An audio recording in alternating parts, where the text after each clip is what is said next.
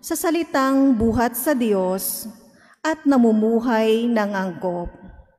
Aleluya, aleluya.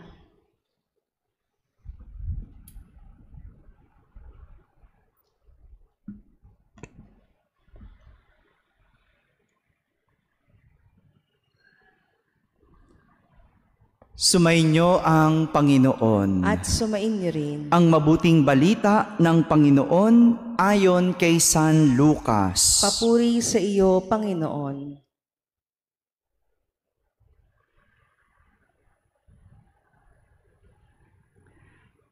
Noong panahong iyon, dumating ang ina at mga kapatid ni Jesus.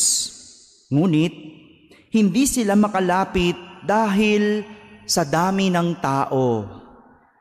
May nagsabi sa kanya, "Nasa labas po ang inyong ina at mga kapatid. Ibig nilang makipagkita sa inyo."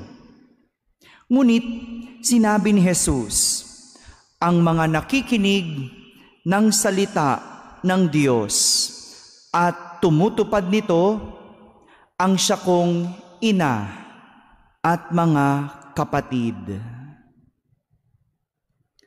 Mga kapatid, ang mabuting balita ng Panginoon. Pinupuri ka namin, Panginoong Hesukristo.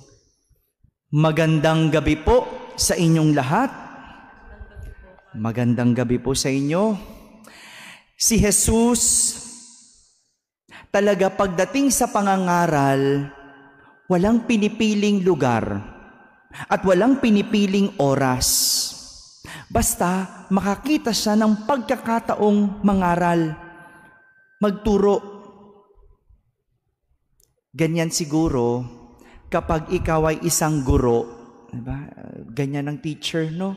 Nature ng isang teacher na hirap alisin. No? Kapag may nakitang mali, ituturo, itatama. Kapag mayroong nakitang pagkakataon na mangaral, mangangaral. At ganyan si Jesus.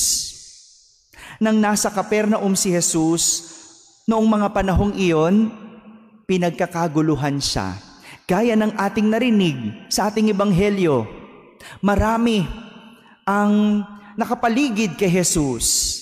Pinagkakaguluhan ng maraming tao, sinusundan ng maraming tao dahil sa marami niyang milagro, sa mga pagpapagaling niya ng mga may sakit, sa mga pangangaral at pagtuturo niya. Hindi magkambayaw yung mga tao na lapitan siya, pagkaguluhan siya. Kaya naman, nang dalawin siya ng kanyang ina, kahit yung nanay niya, hindi makalapit sa kanya. Kaya nga, no, pinatawag na lang siya. Anong sabi?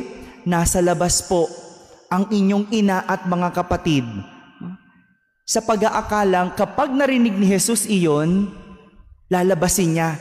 Kasi nandun yung kapamilya niya. Pero kinuha itong pagkakataon ni Jesus para mangaral at magturo. Ang sabi niya, ang nakikinig ng salita ng Diyos at tumutupad nito, ang siya kong ina at mga kapatid. Sa isang klase ng lipunan noon, ganito po yung panahon noon, noong panahon ni Jesus. Madaling ibilang ang sarili bilang kapamilya ng Diyos kung ikaw ay mula sa lipi o lahi ng Israel. Kapag pinanganak kang mula sa lahi at lipi ng Israel, you are one of the God's chosen people. Automatic iyon. Kapag hindi ka kabilang sa lipi at lahi, hindi ka kapamilya. Wala pa dito yung pagsunod sa mga ritual. Kapag sumusunod ka sa ritual, at isa sa ritual yung pagtutuli, circumcision. Kapag ikaw ay tumutupad sa ritual, ikaw rin ay nagiging kapamilya. Parte ng pamilya ng Diyos. Pero sa pagkakataong ito, binago ni Jesus iyon. Hindi sa pagiging kalahi o kalipi o hindi lang sa pagtupad ng ritual, nagiging kapamilya ng Diyos. At ang sinasabi ni Jesus, ang marunong makinig at tumupad sa utos ng Diyos, ang siyang nagiging kapatid ni Jesus. Ang galing, no? Kakaiba talaga si Jesus. Iba yung pangaral ni Jesus. Para sa lahat Hindi ibig sabihin, hindi ka pinanganak, sa lahing yon, wala ka ng pag-asa. Hindi. Para kay Jesus, ang pag-asa mo, sumunod, makinig, at tuparin ang utos ng Diyos. Kaya nga tayo, mga Kristiyano, sa binyag, nagiging kapamilya ng Diyos.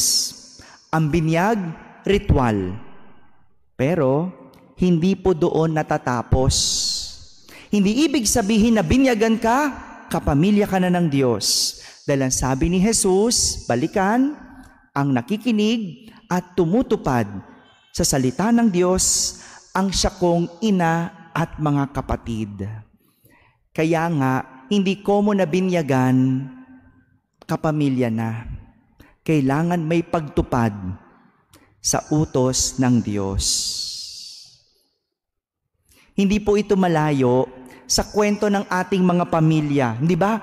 Merong mga magulang, ikinagagalit nila kapag ang anak ay hindi marunong makinig at sumunod. Di ba? Nasasabi nung tatay sa kanyang asawa, kausapin mo nga yung anak mo, hindi marunong sumunod. Di ba ganon? Bakit? Hindi mo na ba anak? Porke pasaway?